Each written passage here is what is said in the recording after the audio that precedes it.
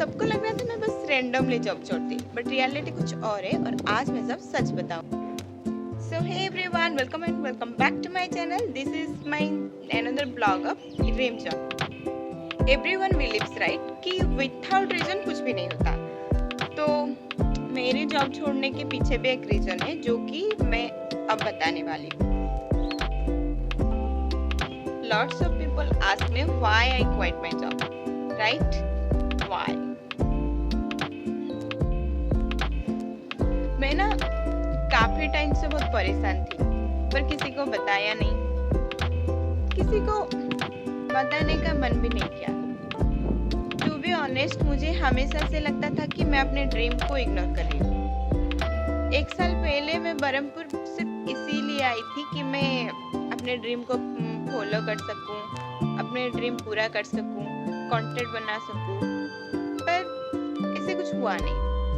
क्योंकि एक एज के बाद हम लोग ऐसे हो जाते हैं कि हमें किसी के ऊपर डिपेंड नहीं होना आता है। और मुझे भी वैसे कुछ लगा और मैं अपने लिए एक जॉब ढूंढने लगी और लकीली मुझे एक जॉब मिल गया फर्स्ट क्राइम में और टीचरशिप का।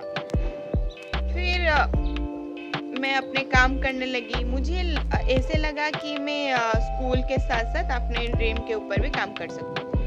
पर मैं ऐसी हूँ कि अगर मैं काम करती हूँ तो उसके ऊपर पूरा 100% देना है। और अपने जॉब पर 100% देने में कब इतना बिजी हो गई कि मैं भूल गई कि मेरी कुछ ड्रीम भी थी। मैं उसी वजह से बरहमपुर आई थी और जो कि कुछ हो ही नहीं रहा था। सबसे डिफिकल्ट पार्ट मेरे लिए क्या था पता है? मेरे कॉलीग्स और मेरे स्टूडेंट से दूर जाना। क्योंकि उन लोगों के साथ मेरी एक बहुत ही अच्छा वाला एक बॉन्ड क्रिएट हुआ था। मुझे स्कूल अपना दूसरा घर जैसा हमेशा से लगता था और मेरे कॉलीग्स ऐसे थी कि मैं बहुत लेजी हूँ और कभी कभी ऐसे भी होता था कि मैं बिना खाए स्कूल चली जाती थी, कभी कभी टिफिन भूल जाती थी। पर ऐसे कॉलीग्स है ना मेरे, वो अपने टिफिन से अपने हाथों से मुझे खिला देते। और मेरे बच्चे, वो तो मेरे लिए सुकून थे। कभी अगर मुझे बुखार हो ना तो मेरे क्लास में एक आयरा और पार थे, वो कैसे हक कर देते थे और बोलते थे कि मैम अब आपका बुखार ठीक हो जाएगा। कभी अगर मैं टिफिन बिना लेके चली जाऊं तो शिवांशी करके एक थी, वो अपना टिफिन लेके देती थी कि मैम मैं बहुत सारे लेके आई हूँ, आप थोड़ा खा लीजिए। एक कृषान करके बच्चा था जो किसी से कुछ शेयर नहीं करता था, पर वो बच्चा आके मुझे हक करके वो कहाँ घूमने गया था, क्या किया था, वो सब शेयर करता था। एक अंशुमन करके था, उसका फेस इतना क्यूट था ना। वो ऐसे अगर मैं किसी वजह से मेरी मूड ऑफ है या मैं ऐसे चुप बैठी हूँ तो वो आके ऐसे बोलता था कि आप मुझे आज क्यूटू पांडा नहीं बोले। और एक श्रेयांशी करके थी, चाहे कुछ भी हो, मैं बिना रीज़न के भी अगर ऐसे साइलेंटली बैठ जाऊँ ना, वो आके ऐसे टाइट से हक कर देती थी। सच में मेरे क्लास में 15 स्टूडेंट थे और 15 स्टूडेंट के साथ अलग अलग सा बॉन्ड था।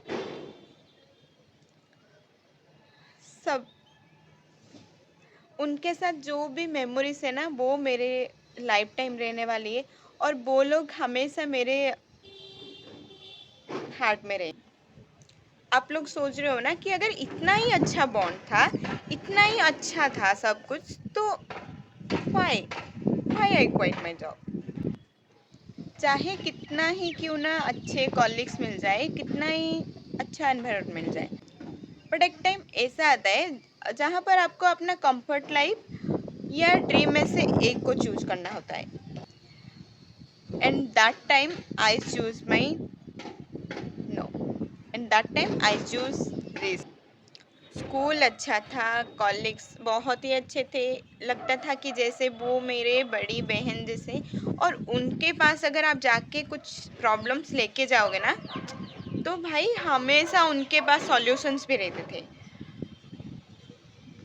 पता नहीं कैसे, अगर कुछ भी प्रॉब्लम्स है और मैं जाके बस किसी को बस बोलती हूँ और उनके पास बेस्ट सॉल्यूशन रहता था हमेशा। और बच्चों के साथ मैं अपनी पूरी प्रॉब्लम्स भूल जाती थी। पर जो भी हो, मैं उससे टाइम देते देते अपने ड्रीम को फॉलो नहीं कर पाती थी, मुझसे नहीं हो पा रहा था। फिर मैंने डिसाइड की कि बस अब थोड़ा रिस्क ले ही लेती हूँ, जॉब छोड़ ही देती हूँ और अपने ड्रीम पे काम कर लेती हूँ। ऑनेस्टली मुझे बहुत डर लग रहा है। ये बहुत स्लो है, मैं बहुत स्लो कर रही हूँ, ये बहुत स्लो है बट रियल होगा। मुझे नहीं पता फ्यूचर क्या होगा, पर मैं अपने लिए एक चांस ले रही हूँ। पता नहीं क्या होगा क्या नहीं, बट एटलीस्ट आई ट्राई। पता नहीं मेरे फ्यूचर क्या होगा, पर मैं चांस ले रही हूँ और ये रही मेरी ट्रूथ।